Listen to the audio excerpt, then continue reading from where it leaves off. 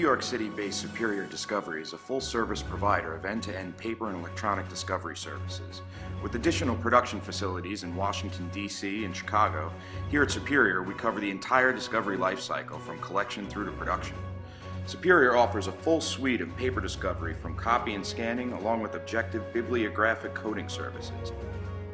Superior's Digital Forensics Division provides consulting during the preservation, collection, and analysis of electronically stored information that may be used as evidence and is always accompanied by seasoned forensic examiners available to provide expert testimony. Superior Discovery is one of the only Viewpoint Premium Gold certified providers on the market, offering ECA, culling, processing, hosting, and advanced analytical services in a single centralized platform which can be accessed from virtually anywhere. At Superior Discovery, our Managed Services Division provides on-demand litigation support project management for those in need of extra manpower and technical resources, or simply to assist with the adoption of new technology and reduce internal IT costs. Through Superior's Technical Staffing Division, you can count on us to provide seasoned lit support project managers and analysts, not only for law firms and corporate legal departments, but e-discovery service providers as well. And finally, we offer high-level permanent placement of attorneys and compliance professionals, in addition to large-scale contract doc review attorneys with fully equipped centers in New York, D.C., Charlotte, Pittsburgh, and St. Louis. Morning, everyone. Thank you for joining us and participating in Superior Discovery's Forensics in February learning series. Today we're going to be covering the dangers of self-collecting. I am Chris Wasserman. I'm a sales engineer here with Superior Discovery. I've been working as a project manager for the last 10 years, and they brought me on to be a technical consultant during the sales process. And this is in addition to putting together and coordinating these learning seminars. We do these webinars about once a month covering different topics of note in the e-discovery industry. To my right, I've got Colin Bentley, who oversees all of the collections and the acquisitions nationwide for us here at Superior Discovery. He's also been in the e-discovery game for about 10 years now. Can you give us a quick hello, Colin? Hello, everyone, and good afternoon/morning. I really appreciate you taking the time to sit out with me and help present some new information for our clients. Yeah, certainly. Hopefully some beneficial stuff comes from it. Now, that being said, a quick disclaimer, Colin and I are not attorneys. When dealing with collecting data, there are a lot of concerns around litigation hold, which we're not going to get into during this call. There's also information regarding reasonableness, proportionality concerns, which should always discuss this with counsel. We are not legal experts by any means. What we're going to be covering today are going to be best practices when heading into the preservation and collection of data in the face of litigation or regulatory investigation. And the goal here is just to give you a primer. There's a lot of information that can be covered in this situation. We just want to give you a backdrop so that you know the right questions to ask. One of the caveats that we're going to be reiterating throughout the call is to constantly refer to your experts. If you have someone in-house, a collection specialist or forensic specialist in-house, consult with them. If you have an attorney, there should always be typically a three-way call where the outside counsel, in-house counsel, and service provider, should you choose to use a third party to do the collection, they should all be on the same page together. So quick note here, you'll see that "you are here" is highlighted in red throughout the presentation. We will keep this agenda up in the top left-hand corner of your screen, and whatever topic we're covering will be bolded red. So we're going to cover a couple of recent cases. We're not going to get into too much detail other than the finer points of what went wrong with the botched collection, some common pitfalls. And then we'll have Colin chime in a little bit about the process, what a day in the life would be in an on-site collection, what documents you create throughout the process, and we'll touch on a couple of alternatives, not every single matter. Again, another caveat that I'm sure Colin's going to bring up a lot is that no two cases are the same. So there are situations where self-collection may be warranted, but there are hybrid approaches. It's not all or nothing in each situation. So he'll touch on some of those. Then we'll take a quick look at forensics as a whole in the umbrella, and then we'll open up the floor to questions. Now, a quick housekeeping note: if you've never used GoToMeeting before, You'll see on the top right-hand corner of your screen, you should see the GoToMeeting control panel. If at any point you want to collapse that so you can get a better view of our full screen here, just click the orange arrow and it'll hide that control panel. When you're ready to ask a question, you hit that same orange button and it will open up the control panel, and at that point just type your question into the text box at any point during the presentation, and we'll get to as many of those as possible at the end. Furthermore, if you want to go full screen, hit the maximize button, and also feel free to take a screenshot at any point if there's information that you want to in lieu of writing it down. So I'm just going to jump right into it, and I'm just going to touch on the broader points here, and then we're going to go into some common pitfalls that were not only encountered in these two cases, but in instances that we've encountered ourselves outside of these cases. So in this first matter, this was a discrimination and a wrongful termination suit where the plaintiff brought suit against their former employer, and the in-house counsel, or the GC, got notice of the litigation, called upon his IT group, said, I need all the data from Custodian A and Custodian B. He got the personnel file for the plaintiff, and then he, after reviewing it, decided to collect 3 more custodians. One of the things that he overlooked was the plaintiff's original supervisor was a custodian that was not collected. His original supervisor, the in-house counsel, thought it wasn't pertinent to the case at the time. So he overlooked that data, did not collect it, and the supervisor ended up being terminated, and his data was deleted as a result. IT department actually went and repurposed the original supervisor's machine, and 6 months later, his data is being called into question by the plaintiff, and this information was no longer available. The reason I bring this up because this was the crux of the spoliation claim. The defendant, LSI Corporation, was found guilty of spoliating evidence and was actually hit with a partial summary judgment. Also, the judge determined that an adverse inference instruction would be appropriate at trial.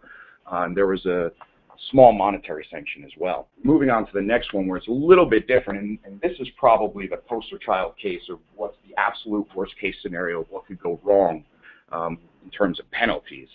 This was a wrongful death suit that was brought against the defendant, Blitz USA. Blitz USA is the manufacturer of containers that transport flammable liquids. The plaintiff alleged that because the containers did not have flame arresters, which is just a device that goes on top to prevent explosions, because that wasn't available or wasn't installed on these containers, it actually was the cause of plaintiff's husband being killed. This case actually went all the way to trial, and it wasn't until a year later when the attorneys for the plaintiff was trying a new case, a new suit against the same defendant, that new evidence came to light that wasn't there before. New information, new data, new emails, new documents that weren't in the original case. And this gave the attorney for the plaintiff grounds to reopen the case and bring it back in front of the judge. The court basically threw the book at him. Not only did they hit him with a $250,000 sanction, they also mandated that every case that the defendant was involved with for the last 2 years, the defendant needed to furnish a copy of the court order to all the plaintiffs in the previous 2 years, and every case going forward that Blitz USA was going to be a party to for the next 5 years had to furnish a copy of the court's order that showed that they botched this collection, that there were some really serious discovery abuses, and it really surrounds a particular key custodian that was asked to go out and collect data. And we'll take a quick look at some of the bigger problems here in terms, and not just in these two cases, but in a number of different instances. Specifically in that one, when you do ask a key custodian to make a determination about what documents should be collected and which documents should not be collected, you're asking them to make relevancy decisions. This is the quintessential fox guarding the hen house scenario, because not only was this custodian not an attorney, but he ran the product development department and did the research that determined that flame arresters were not needed on these gas cans. So he had a lot to hide. And that's what was found in court once they ended up doing their investigation. A lot of concerns here about the technical aptitude to actually do these collections. And if you actually read through the notes of this particular case, you'll even hear this key custodian saying he's about as computer illiterate as they come. Again, reiterating something we said earlier today, make sure you involve counsel. Don't don't necessarily let your custodians or your employees make legal decisions on your behalf, especially if they're going to be collecting data that might be used as evidence. Another key one is the oversight. And now, Colin, I know I've been hogging the mic a little bit here, but this is a big part of what you do on a daily basis is oversight and follow-up that you do. Indeed. Thanks. That was quite a bit of information. And as Chris mentioned, you can pretty much just Google any of those cases and go through and actually read the specifics of them. But I think you got across the overall gist in that authority was given to either these custodians that were in part of the case themselves to collect their own documents and non-technically savvy. And in the other case, direction was given to the IT, and they weren't aware of really what was happening in the rest of the case and erroneous collection. So as far as the oversight and follow-up goes, a lot of people think self-collection is appealing because they think it automatically means reduced costs, which in some instances that's certainly true. But an aspect that's often overlooked when making that decision is the overall tracking and management of that self-collection process, which is something that if you did have a third party involved, that's something that they would typically handle. So as we know, people kind of think, things kind of seem easier on the surface, and then once you actually do them, a couple wrenches are thrown in the proverbial operation. So it's straightforward enough for the attorney or the case team to identify the custodians involved and then give them a letter or an email asking that they provide their relevant documents. But then what about the follow-up to that request? The things like ensuring that each custodian is actually thorough in their collection effort and tapping all sources that are available, or that the data is being collected in a consistent manner across all of these custodians, which may not be as huge of an issue if you have a small handful of custodians. But when we're talking about larger collections, you definitely do want there to be some level of consistency, specifically if down the road it's going to end up going to processing or having the end in mind of where that data is going. Another kind of common things that come up are what if a custodian's on vacation or they for some reason can't find a hard drive that would contain the relevant documents in that time frame. These are kind of just very basic project management follow-up items that are typically handled by a collection specialist. And definitely something that should be considered when making the decision to do a self-collection, and that it might seem initially that you're going to save all this money, but if it ends up that the attorney spends all of their time tracking all this stuff down, does it really save money in the end?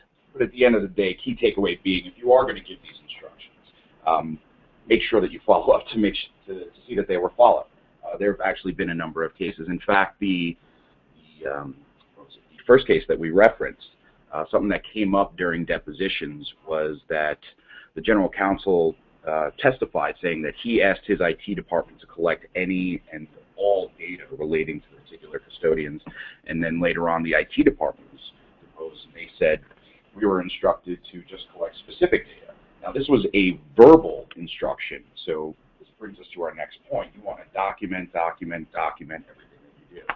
There's, in that situation, had it been at the very least, an email going to IT department, he would have something to call upon. But the whole key to the ideal collection scenario, if we could do some sort of preventative maintenance consulting, is to at the very least have a documented process or document what you're doing along the way so that if you have to go back and do it again, this is a repeatable, and now that you have the documentation, it's defensible. So we'll get into a bit more about the actual documentation that's created during the collection process, like your acquisition documentation, chain of custody documentation, in a little bit. But one thing that I know you, Colin, work a lot with the in-house IT departments. So can you touch real quick on some of the limitations that they may have internally? Sure. So we touched upon a self-collection being not just the custodian doing their own collection, but often, and in the example cited as well, IT was charged with that task. And IT people are good at what they do, and they typically have the technical aptitude to understand the technology. The problem usually stems from the IT staff not really understanding the e-discovery process. and not being aware of how their collection methodology could impact the review or production of those documents down the line. So a really common scenario we see play out on, I'd say, a weekly basis as a vendor, are custodians or IT staff performing these self-collections by drag and dropping loose files onto an external hard drive, and then they give that external hard drive to the attorneys who give it to us. So as you may or may not be aware, when a user copies data in this manner, just dragging and dropping it to an external drive, the date created metadata of those files is actually updated or overwritten and updated with the day and time that the files were copied to the drive. So we actually see this happen so often that it's a part of our standard procedure upon media ingestion to actually check for that. That is dates that are recent and consistent. So you have 100 files on a drive, and the case pertains to 2009, but every file has a date created and time of yesterday. Good chances that either somebody was really busy or that one day, or that they botched that collection. So the date metadata might not be an issue if it's not relevant to the matter, but in my experience, for the most part, it is. Date filtering, as an example, within the processing platform is dependent on those dates. So if files were collected like this, and then we're using the date created metadata to filter for either including or excluding files, the results are no longer accurate and can't be relied upon. So it's basically what you're saying is that usually the IT department, again, being good at what they do, which is the business of keeping their infrastructure up and running, they don't always fully understand the legal ramifications or the pitfalls that it'll create downstream for somebody else that has to manage this data going forward. Now, what about, you were saying something earlier about the search methodologies. Yeah, so another kind of common issue that comes up with an IT collection is them wanting to perform the keyword searches on their own, whether it's for documents or emails. And again, it's likely because they're not aware of really the pitfalls, but they'll often use built-in search functionalities of whatever program the data resides in an attempt to kind of pre-cull the data and only hand over what they consider as responsive. And so while that seems like a good idea on the surface, not all searching methods are created equal. So the two main issues with users searching as a mean for culling their own collection is that the search function of whatever tool they're using might not be as thorough as it could be, and it's certainly not consistent across tools. As an example, would it search within an attachment or within an embedded a zip file that's an attachment, if it's email, or image-based PDFs that are scanned in. Again, considerations that, if you're not in the e-discovery world, you're not really aware of as an IT person. And the second issue there would be search terms related to a matter are definitely not set in stone, and often they'll change. So that means that when a keyword does change, additional collections would be necessary, which means added expenses, inconvenience, and then overall just wasted time. So, when we do encounter these pretty often, as I mentioned, and when we do, we typically go back and either consult with the IT staff that perform the collection in an attempt to kind of guide and guided self-collection, if you will, on how they can collect the files without altering the information, and ensure that we are getting exactly what we should be, or in certain circumstances we'll just go on site and perform the collection ourselves. Now, in most of these situations where you said they're really common, we've encountered these, and they don't always lead to spoliation, but something that they most certainly do, especially with the dates, we usually end up having to go back and collecting the data over again in a manner that actually preserves those dates. Also, right. With the searching, it just ends up creating more work down the line. So while it may not lead to serious sanctions, we do want to save you as much money as possible, or at least save you time and headache. Right, and again, that using self-collection as that decision being based off of we would like to save money. This is kind of this is the stuff that is making it not save money in the long run. Is that rework and going back to do things over again. So if we are going to be consulted during a collection, there's certain things that you do, like let's just assume we do a friendly collection. It's your client gives you access to the data. Just sort of a high-level overview, a day in the life of Colin Bentley. I know that you always have this scoping call. Like you said before, no two cases are alike, which is the purpose of this scoping call, to sort of find out what's going on. And then you have a couple of key steps that you would handle in this situation. You would send out this infrastructure questionnaire so you can get a lot of information up front. Then you'd actually schedule the logistics, have recap calls with outside counsel and the IT department, create acquisition documentation, you go on site while you're actually doing the collection. Let's say it's a bit-by-bit collection of hard drives. You create that chain of custody, and let's just assume this is going all the way downstream, and the next step is going to be e-discovery processing. Can you put a lot of emphasis in the past about that initial call. Can you expand a little bit about what it is why this is so important? All right. So, yes, scoping, this is obviously already assuming the legal hold's been put in place, and we're brought in afterwards to actually go and gather up the data. So it's really an important step and deserves a significant amount of attention up front, because any issues or errors made at this point or something missed is going to have an effect down the road. So the general idea that we apply really is to start with the end in mind and collect somewhat broadly and then end up reviewing narrowly. So I added in that collecting somewhat broadly caveat because I do believe that some amount of thought should be put into, thought by the case team that is, should be put into everything that's collected instead of just blindly collecting everything under that umbrella of we might need it, really, because added cost and wasted time is involved in that process. And if we can just intelligently choose what it is that we're going to gather, it's obviously much more efficient. So during the scoping call is the point where we identify relevant custodians, data types, and then along with where that data might be stored. Part of the scoping process is to really ask the right questions and then to the right people to ensure that the collection is thorough but not overly burdensome on everyone. So to do that, at Superior, we kind of put together a pretty straightforward IT infrastructure questionnaire, and we use that to get more information on really how users interact with stored data, and also it helps us identify potentially relevant sources of documents that should be collected.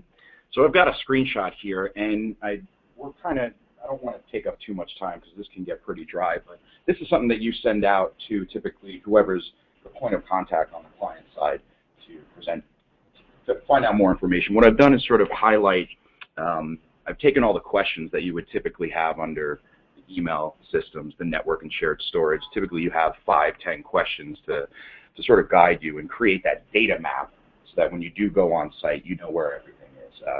I believe you coined the term just getting as much work done up front as possible.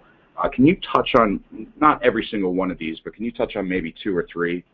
Right. So again, the point of the document is to just gather as much information up front for a couple different reasons. One is so that we can understand your system and ensure that there's a way, a forensically sound way of actually extracting that data from whatever system it is, and then in a format that's going to be usable by the attorneys down the line. So we do have this questionnaire, you know, that's constantly changing as technology is changing, so the questions aren't set in stone, but hopefully I'll just go through a couple of them and give you an idea of the kinds of information we're trying to get. So first up here on this list is the email systems. So here we really just want to know what kind of email system is used by the company. Is it something like Exchange, hosted in-house, or maybe by a third party?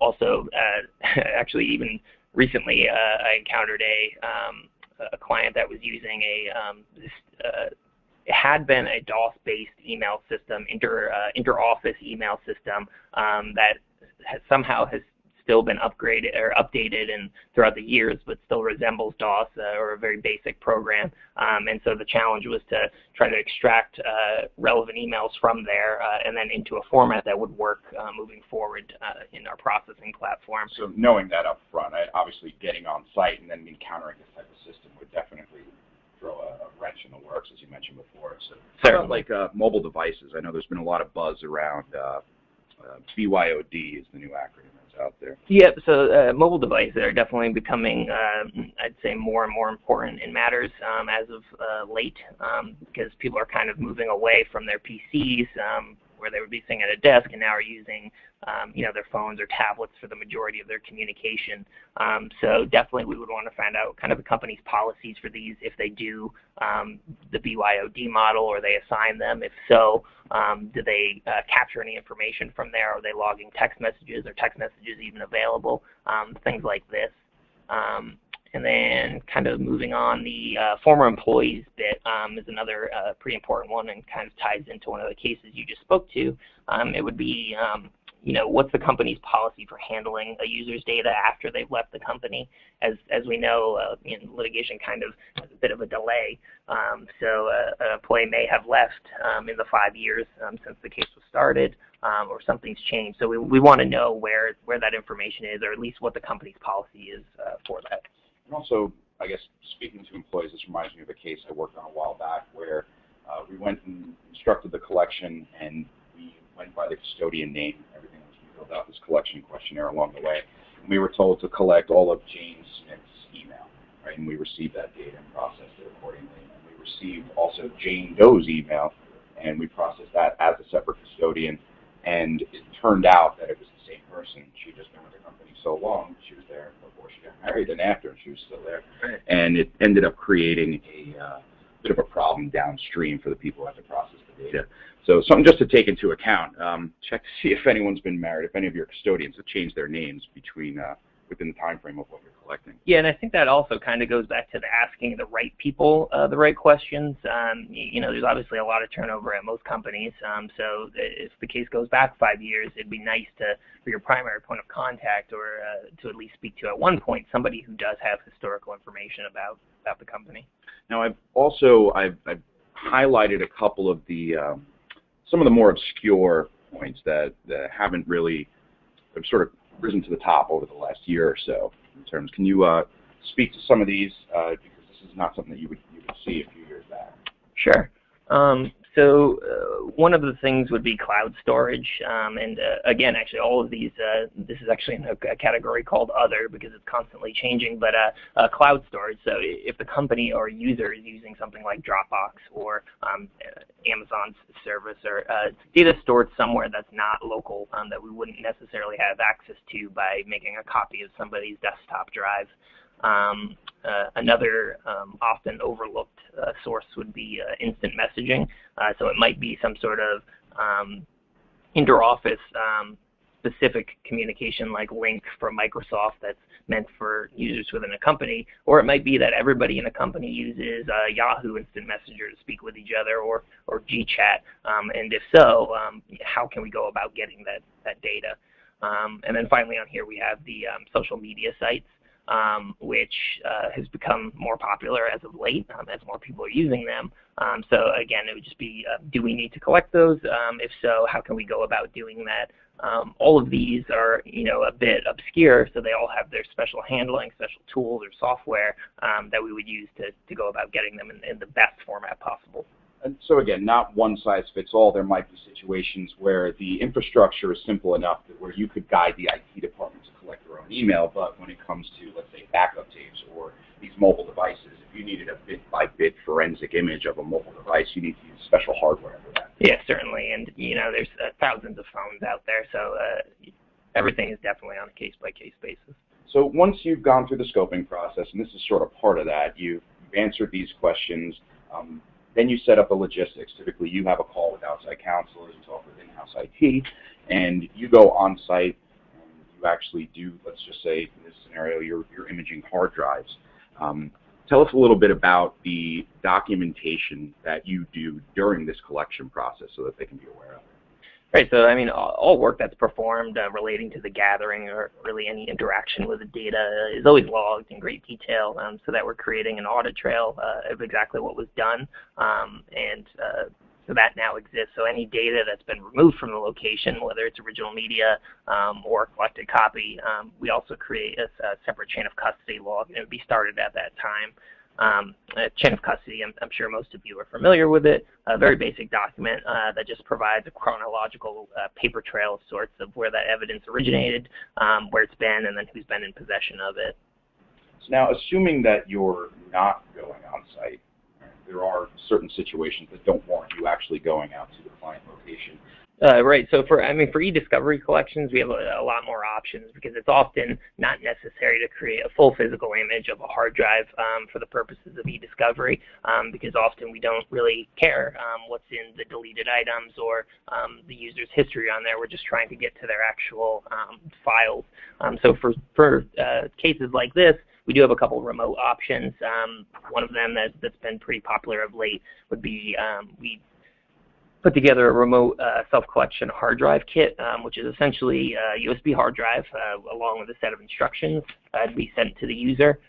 They pretty much just plug it in, launch an application on the drive, and then that application would do something that we pre-configured it to do. So maybe it's we know that the user stores all the relevant documents in the My Document folder, so we can pre-configure it to pull just that. Or maybe we want to search the entire machine for certain keywords or pull certain file extensions. A lot of customizable options. And once it does pull whatever files that we tell it to, it would create a log of what was extracted, a log about the machine it was run on. And then once it's finished, the user just pops it back in the mail, and they don't have to really be incredibly tech savvy, and they also don't need to be burdened with a stranger coming to their business or home, and it's pretty straightforward. So, but now, even though you refer to it as a remote collection kit, now I wouldn't want to necessarily send our listeners out to Google and have them, do a search for remote collection kit. Typically, you still have that scoping call, and during that scoping call is when you determine that, look, it doesn't make sense for you to necessarily go on site. You can accomplish everything that needs to be accomplished using this tool. Now, it's special hardware with software built in, and it's something that you configure before it gets sent out. It's not something that they just buy online and it's just plug and play. It's still correct. Targeted. Right. So now you said there are some people who are not that tech savvy. So in those situations, how would you typically handle that? Assuming, again, they have obviously the remote hard drive or the remote collection kit is useful in situations where they don't have internet or limited access to the machines. But assuming they have internet, how would you, instead of going all the way out to, let's say, the mountains of Colorado, how would you work with them if they were not that tech savvy?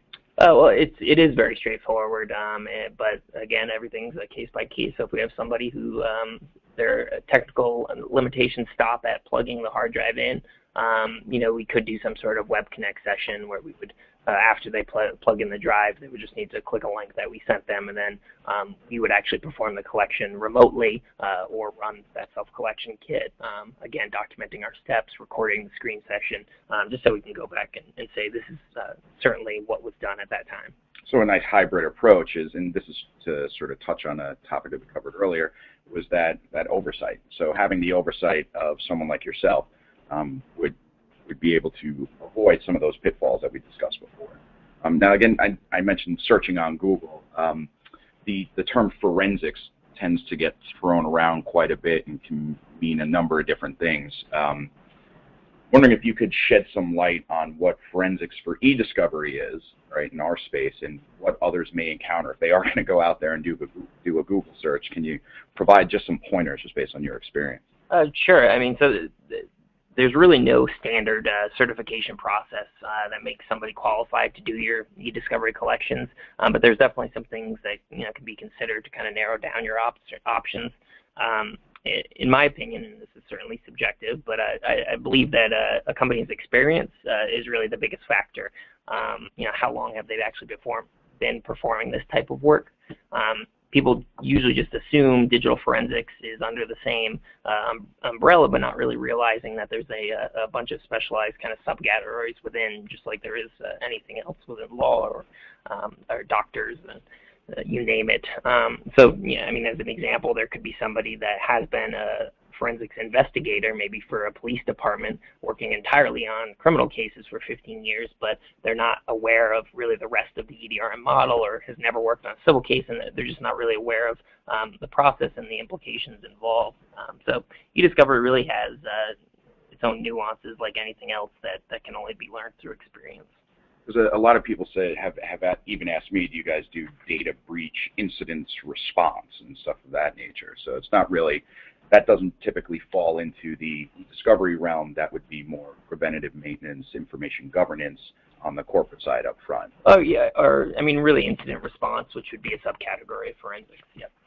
So again, just key takeaways here.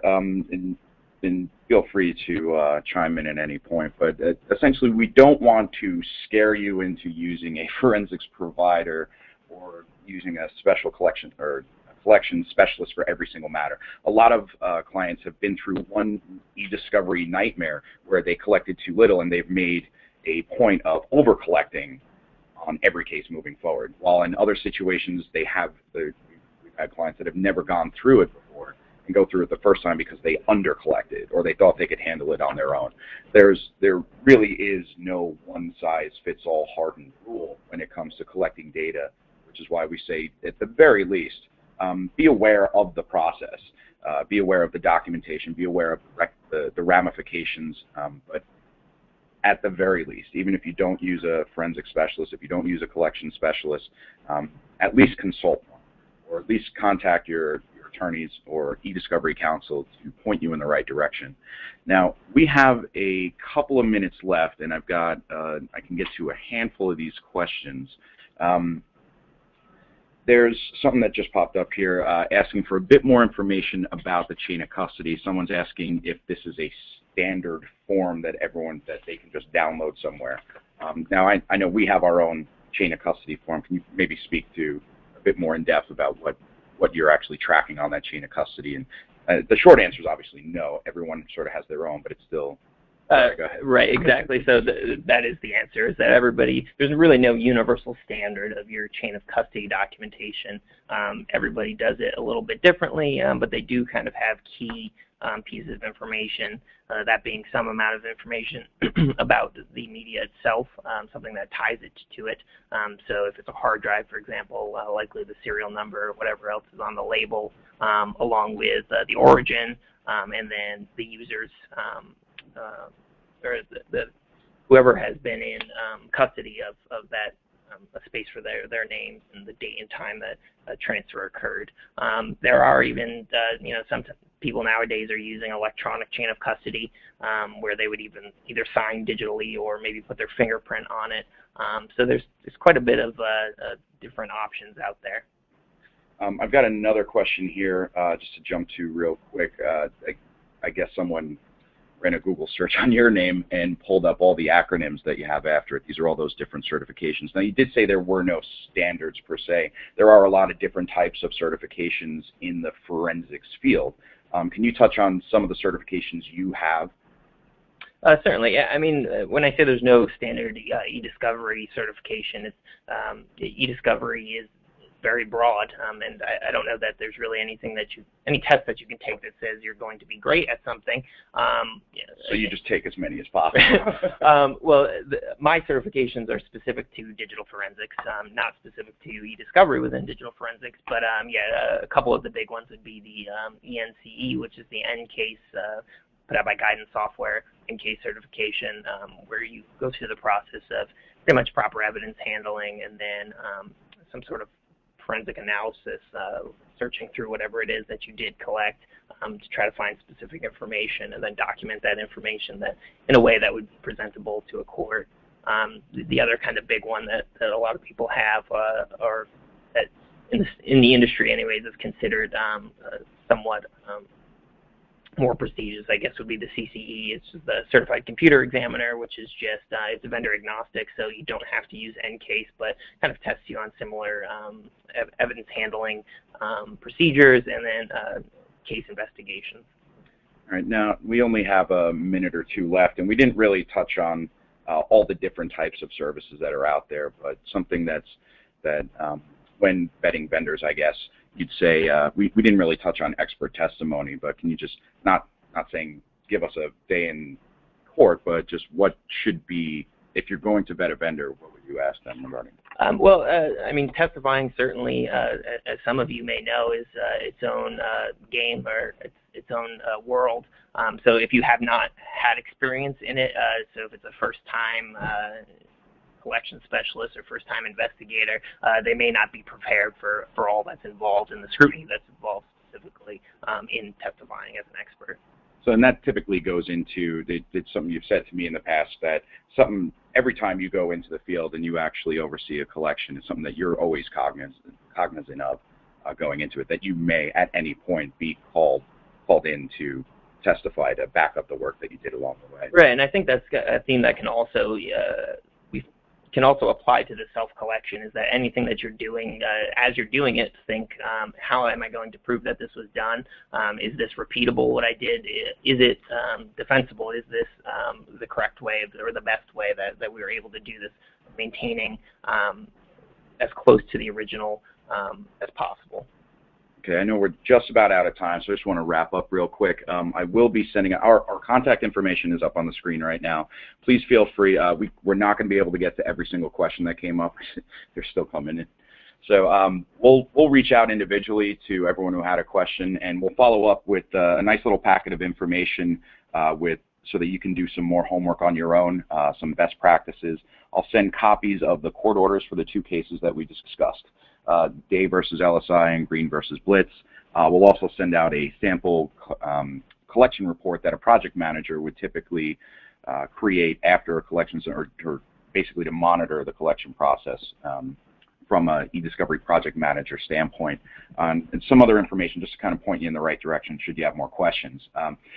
Now, everyone that participated in this call is eligible for again, we have a lot of information and it can't really be covered in 45 minutes.